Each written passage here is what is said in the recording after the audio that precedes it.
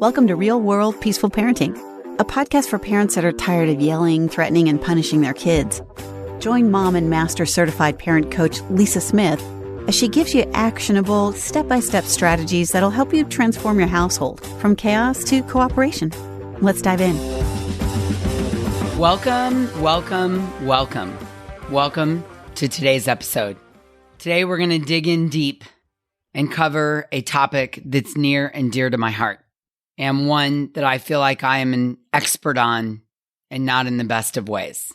So let me ask you, what is your biggest obstacle that gets in the way of peacefully setting limits and enforcing them with your kids? What's your biggest obstacle? Or what's one of your biggest obstacles? I recently gave a workshop to my Hive members on peacefully setting limits and enforcing them. And I started it by asking the members, what is your biggest obstacle that gets in the way of setting limits and then enforcing them? And there was an overwhelming answer. And I wonder if you have any idea what it is. What would you have answered that day? What did you answer today? Now, before we dig into the answer, let me clarify.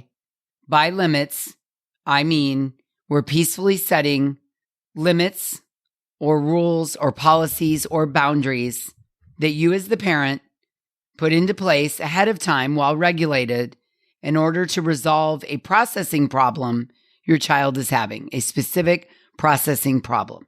Like some examples would be a limit around being late for curfew, not turning in your homework repeatedly, downloading an app when we agreed you wouldn't, maybe taking money when we've said that's not allowed, not ending your gaming at agreed upon time. We can set limits around these things, consequences, limits ahead of time while we're regulated. And to be clear, we're not talking about punishments or threatening here. We're talking about peacefully setting limits. And if you need more definition and clarity around the mechanics of setting and enforcing the limits, I want you to go check out episode 124. That's where I go deep into what limits are and aren't, how to define them, and how to set them. Okay? So back to today's episode. In this recent workshop for my Hive members, the biggest obstacle that gets into your way to setting and enforcing the limits was, drumroll please, fear of conflict. Fear of conflict. Was that your answer too? Are you surprised that this was the overwhelming answer? Maybe not. And if you're not, I get it. Believe me, I wasn't surprised either. And years ago, that would have been my answer too. If you're a member of the Hive or would like to become one, once you join, you too would have full access to the recording of this workshop. It was absolutely amazing how we dug deep into what holds us back, what really holds us back from setting and enforcing limits. And I can tell you, the testimonials that have come in from that workshop have changed families around the world. And today I want to touch on just one piece of what we uncovered in that workshop. One of the greatest difficulties many parents have all over the world in setting and holding limits for their kids is fear of conflict. And let me tell you, where there is setting limits, rules, boundaries, limits, there is conflict guaranteed. Absolutely. One of the reasons it comes up in parenting is because many of us parents who are now adults were raised to be people pleasers. And by that I mean, we learned in our house of origin, we learned to avoid conflict at all cost. Maybe because conflict felt like rejection. As a people pleaser, the goal is to receive approval and praise from others all the time. I call myself a recovering people pleaser, so I walked this walk for many years. I grew up believing that conflict meant you were packing up all your love and taking it away from me. Conflict meant it would be my fault, there would be disapproval, cruel things would be said, and more than likely my character would be attacked. And if that isn't all painful enough, at the end of the conflict, someone would be mad at me, I would have to make amends, relationships could be destroyed, and it would be my job to soothe or fix the hurt feelings of the other party because I was led to believe that I was responsible for the conflict and that The responsibility of the conflict and other people's feelings were heaped onto me. So for me, and maybe you can relate to this, conflict felt heavy and dense. Conflict felt like pain, emotional and sometimes even physical. Conflict felt unsafe, and even in some situations, it felt like death could be imminent. Does this sound familiar? Did I just describe your childhood or parts of it? Well, if so, welcome to the People Pleaser Club. For most of us who were made to feel responsible for other people's feelings, developing our people-pleasing muscle was a survival skill. And I am not being dramatic at all. Being able to stay ahead of the conflict, being able to read the room, learning to manage people's feelings ahead of time, avoid the conflict, head it off at all cost, was the tool that we developed as a survival skill. And this is especially true if you grew up in a dominant home. After years of work overcoming my people-pleasing, I now consider myself a recovering people-pleaser and in remission. And I've learned that conflict is actually growth trying to happen. Mind blown. Let me say that again. Conflict is growth trying to happen. Conflict is not rejection. It is not an open invitation to attack the other party's character. Conflict is growth trying to happen. I know I just blew some people's minds. I get it. I'll never forget where I was sitting, what I was wearing, the day of the week, the circumstances in the room when someone said this to me, conflict is growth trying to happen. I was in my early 40s when I heard this, and it literally blew my mind. I had to take a break. I was almost hyperventilating at the idea the conflict wasn't rejection or a sign of my mistakes, that it was actually growth trying to happen. And what I've come to learn through my own work and working with thousands of parents around the world, this is 100% true. In healthy relationships with peaceful parenting, conflict is growth trying to happen. I mean, think about this. If everyone in the world got along at all times with no conflict, no discomfort, no pushback, no boundaries, no need to set boundaries or limits, no challenges, there would be no need for growth. And frankly, there would be no growth. Mind blown again, right? I get it. People pleasers, as a means of survival, rely on thoughts, approval, and acceptance of others to determine their self-worth.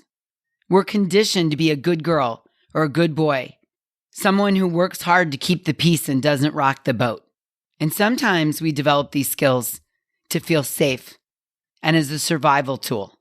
And then we grow up.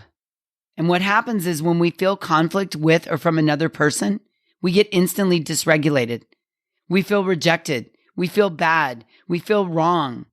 And sometimes we feel a need to bend to the will of the other person in order to avoid the conflict and avoid the perceived threat of being unlovable.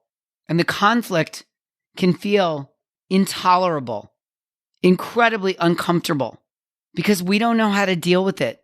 We don't know how to see it as growth trying to happen, how to rest in it and feel safe while it's going on. Does this resonate with you?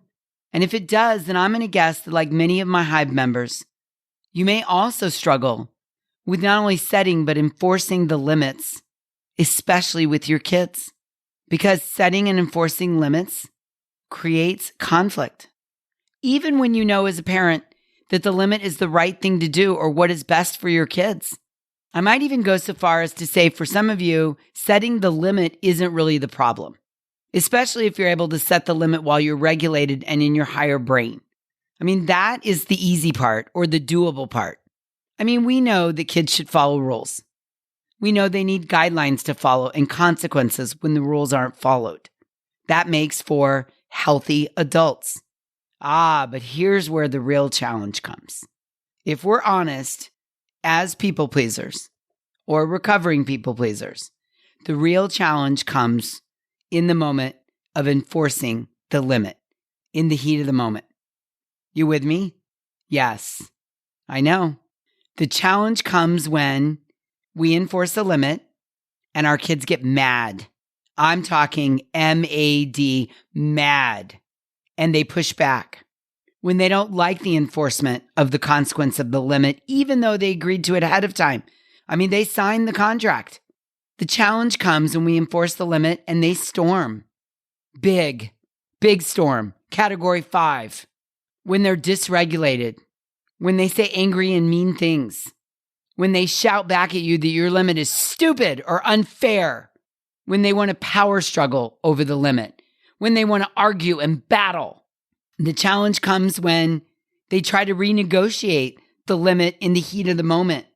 They call you names. They fight and argue relentlessly. And if they're good at arguing, I mean, come on, forget about it, as they say, right? I mean, we end up feeling whipped around like a rag doll over this task of enforcing the limit because there's conflict. And as people pleasers, we don't like conflict. It just feels like a take two, a replay of our childhood. It harkens back all the big emotions, the conflict, the fear, the unknown, the heaviness, the pain, the unsafe feeling, the aftermath of the conflict, etc. Oh my, oh my, oh my. This is where the struggle lies for many parents. It's enforcing the limit, not in the enforcing of the limit, but in the conflict that occurs. And if you're anything like I used to be, we lack confidence in the handling of the conflict. We lack the confidence. Are you having a light bulb moment right now?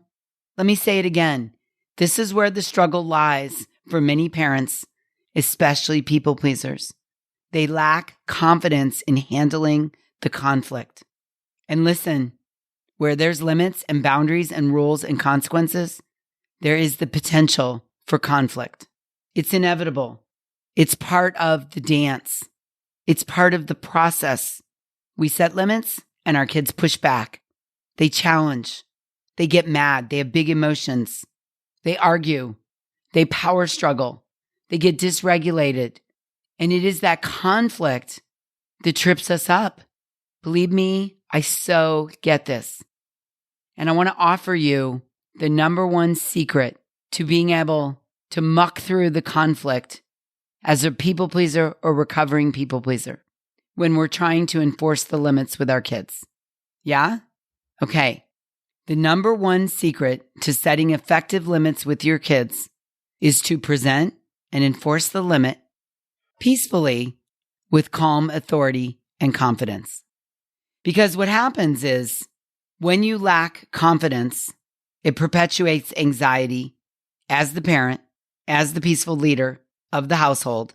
You show up with low confidence, anxiety, over flexibility, which leads to over explaining your reasons, desperately seeking understanding, validation, and approval from your kids while you're setting the limits. I mean, picture that for a moment, right? Picture that. Because you don't like conflict, because you see it as one of the worst things we could experience, because it brings back these wounds, because no one modeled for you that conflict is growth trying to happen, and it's a natural part of setting the limits with our kids. The lack of confidence perpetuates anxiety, over flexibility, which leads to over explaining our reasons for our limits, which leads to desperately seeking understanding, validation, and approval from our kids. And this real-world peaceful parent is a lack of calm authority. Can you see this? We lack calm authority and confidence when enforcing the limits. And ironically, when you present and enforce the limits with calm authority and confidence, ironically, your kids accept them easier and push back less. Now, I'm not saying there's no pushback or no big emotions or no storming or no power struggle. But when you come to it as a real world peaceful parent and you enforce the limit peacefully with calm authority and confidence, ironically, your kids find it easier to accept. So let's talk about some of the reasons that right now you might lack confidence and calm authority or have less than you would like. There are 4 reasons. Number 1, you may fear conflict because way in the back of your brain, you believe conflict leads to rejection instead of believing that conflict is just growth trying to happen. This is true for a lot of us. A lot of us really fear conflict. So the idea of enforcing a limit, especially if in the past our kids have given us a hard time around setting a limit, they've stormed, they've pushed back, they've argued, we get ready to enforce the limit and fear jumps on the bus. And for some of you, fear is actually driving the bus. And so it makes it almost impossible to set a limit and enforce it because you fear conflict and you anticipate it's coming as you enforce this limit with your kid.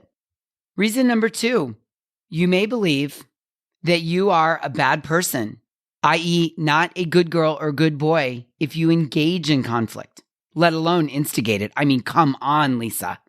So you have learned in your life to avoid conflict at all cost. This is the underbelly of a lot of permissive parenting. If we always agree and get along, growth cannot happen. Now, this next statement, if you fall into category number 2, is going to blow your mind. But listen to me. Conflict can be peaceful. It can be. It doesn't have to be confrontation. It can be peaceful, and conflict does promote growth. I know, that scrambles your brain. Believe me, I get it. Reason number 3, conflict may feel like someone doesn't validate your worth because they don't agree with the limit you're setting. And it makes you feel unheard and misunderstood. The pushback you get from your kids, your brain uses it as evidence that that's just another person that doesn't hear you or respect the law you're trying to lay down. And that feels unlovable. People pleasers believe that they need to earn love and earn approval from others. And they often feel a need to justify their reasons to earn the love. And so when the kid pushes back on the enforcement of the boundary or the limit, it scrambles the brain. And we get dysregulated because we feel unheard or not respected. People pleasing can make us overly flexible. When we get into this mode, what happens is we tell ourselves our opinion doesn't really count. And so we're constantly shape-shifting to fit in with other people to avoid the conflict, which is going to make us feel unheard. When you were growing up, this may have been a survival skill. Being overly flexible, going with the flow, anticipating where the conflict was going to happen and heading it off by being agreeable or changing your mind. It became your superpower to read the room and give others what they wanted. That superpower may have been what kept you safe in volatile environments. I so get it. However, because of this, you might struggle to establish strong convictions of your own. So now as a parent, you work hard not to enforce the limit, but to convince your kids that your limit is the right way. You look for their approval or their validation while you're setting the limit that they're pushing back up against. And it creates this just loop of everybody feeling unheard and resolution never coming. Because while we're setting the limit, we're looking for approval or understanding or validation from our kids, and they're never going to give it to us. That's the backbone of setting limits. If you agreed with me and understood and followed it, I wouldn't have to set the limit in the first place. You see? And while I'm dysregulated and I have an underdeveloped brain and I know I'm in trouble, I'm not going to validate the limit you're setting. It's just not going to happen. So the solution is to get more convicted and let go of the people pleasing and see the conflict as growth trying to happen. And the last reason you might be avoiding enforcing the limit is you're afraid of being wrong. You grew up in an environment where being wrong was the absolute worst thing that could happen. Absolutely worst thing. It feels like death to you. And so when you set a limit, maybe you've got one of those kids that's a really good arguer, like can really wrap your argument around and make you doubt yourself. And then you're afraid you're going to be wrong and lose credibility. And so you avoid setting a limit for fear of being wrong. The solution here is to work yourself out of this fear. Practice making mistakes. Sometimes we change our opinion. We get more information. Parenting our kids is a dynamic relationship. There's new information. Things are changing. They're growing. They're maturing. They're evolving. What was the limit set for my kid at 5 is different at 8, is different at 9, is different at 14 and 18. And sometimes new information shows up in setting the limit that causes us to revisit the limit and adjust it, reset it. Don't be afraid of making mistakes. It's a very large part of the human experience. Believe me, I know, I make them all the time. So you might fall into 1, 2, 3, or frankly, all 4 of these categories.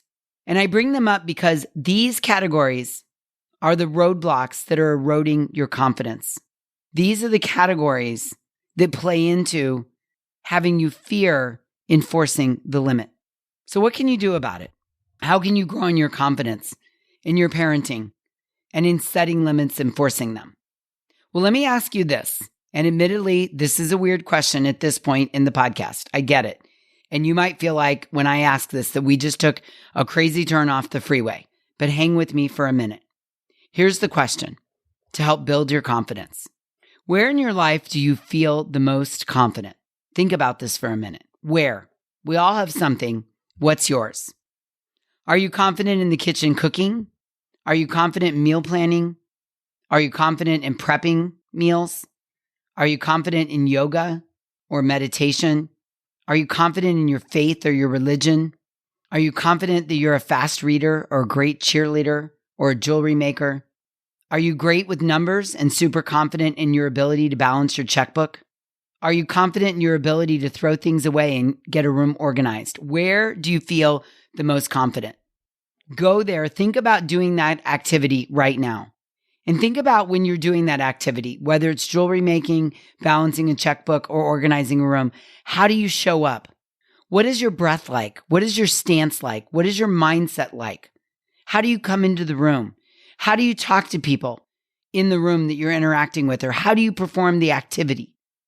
One of the things that you can notice if you become the watcher of your brain while doing the activity is you notice a calm authority and a confidence come over your being. You have a sense of confidence about your expertise. Can you see your whole body and mind change when you're thinking about doing the thing you're an expert at? Do you see it? Do you feel it? Awesome. Okay, here's what you can do. You can practice bringing that same calm authority to your parenting. Right now, you can decide, I can be a calm parent. And you can practice bringing that calm authority to your setting limits and enforcing the limits for your kids. And here's what happens. When you have calm authority, it breeds confidence. And when you have confidence, it breeds calm authority. And on the backbone of it is this thought. Setting limits and in peacefully enforcing them is in the best interest of my kids. You've got to hear this and say this to yourself about 100 times a day. If you fear conflict and you're a people pleaser, you have to say to yourself, setting limits and peacefully enforcing them is in the best interest of my kids. And here's what I know for sure, with not an ounce of doubt in my entire being. When we set limits and peacefully enforce them with a calm authority, we create an environment for our kids that is predictable and safe and trusting. When home is unpredictable to our kids who have an underdeveloped brain, they become rigid and controlling because they're trying to manage their environment to safety. Limits build trust, confidence, and resiliency in our children. Permissive or unconfident parenting does not allow our kids to feel safe. It does not. They do not feel safe. They get anxious about having to figure everything out on their own. They don't know what's expected of them. They don't feel safe and they don't trust the people around them. Setting limits and peacefully enforcing them creates well-adjusted kids. Now, you've also got to understand this. Kids are going to push back. They're gonna. Adults push back on limits. They're going to push back. That doesn't mean anything about you or your kid or your parenting or the conflict. It's how they're hardwired. But they're also going to feel safe, know what's expected of them, and trust you when you set limits and peacefully enforce them. I want that for you, and I want that for your kids.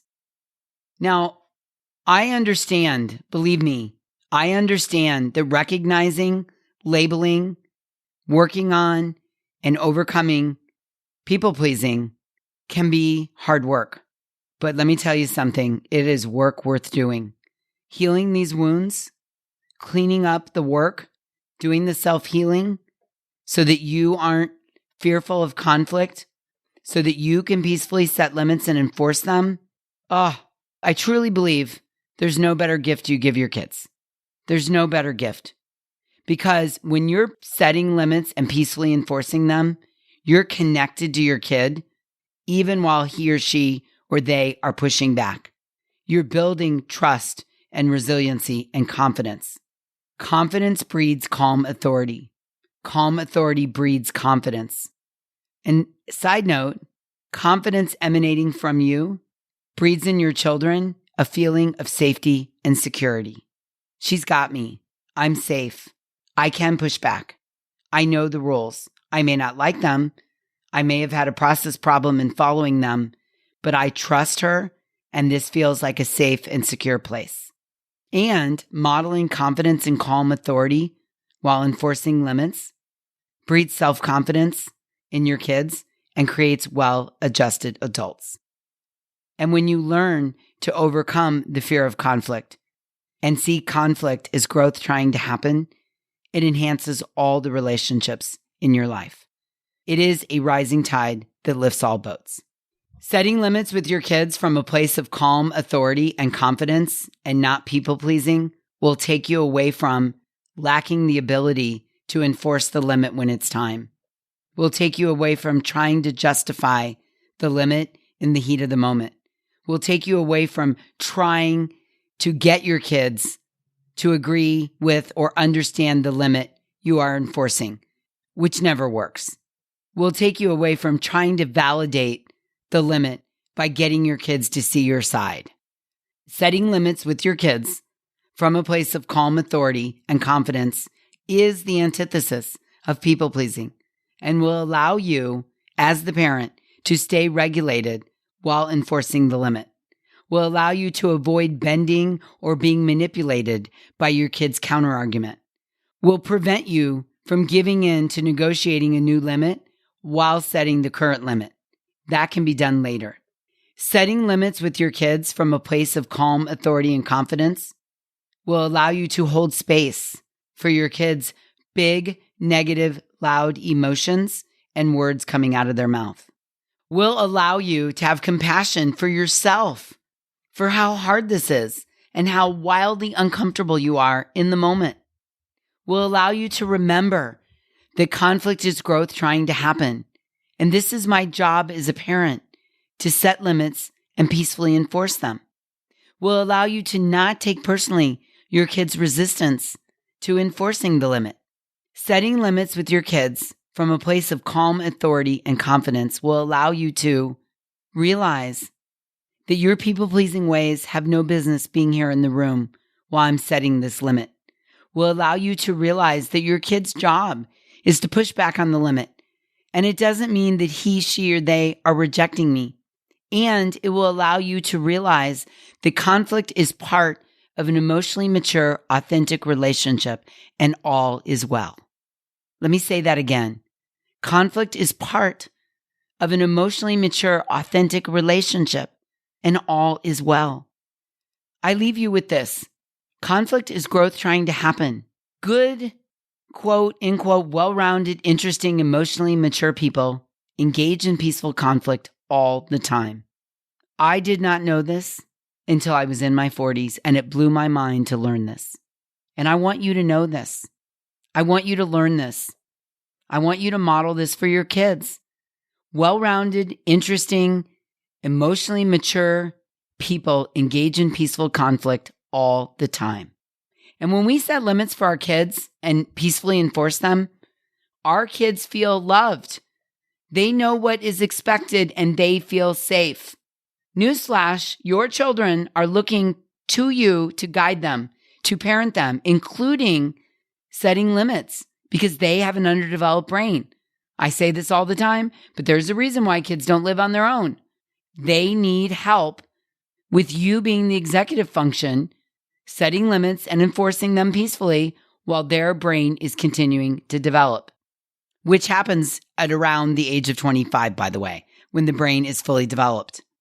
So they need you to add setting limits and peacefully enforcing them as part of your job description.